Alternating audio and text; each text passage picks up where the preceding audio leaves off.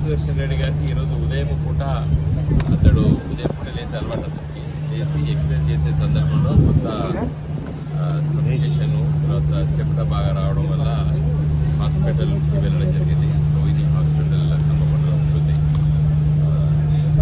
హాస్పిటల్కి వెళ్ళిన తర్వాత ఇమీడియట్గా హార్ట్ బీట్ కొంచెం తగ్గి ఇబ్బంది జరుగుతుందనేటువంటి విషయాన్ని డాక్టర్లు గ్రహించడం జరిగింది. సో సిపిఆర్ అవన్నీ చేయడం తర్వాత ఇమీడియట్గా కొంత భయాందోళన ఉండే ఆ సమయంలో.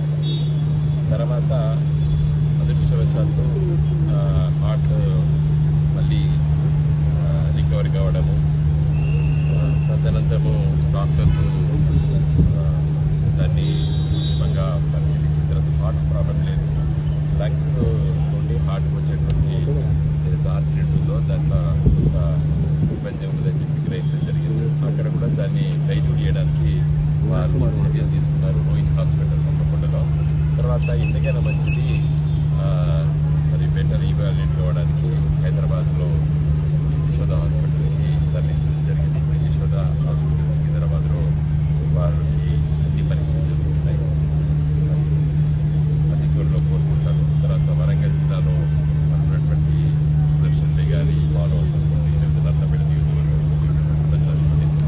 ఆయన వరంగల్ ఉమ్మడి జిల్లాకి అధ్యక్షుడికి పనిచేశారు. చాలామంది మరి రోహిణి హాస్పిటల్ రావడం జరిగింది. ఇక్కడ కూడా తరలి వస్తున్నారు.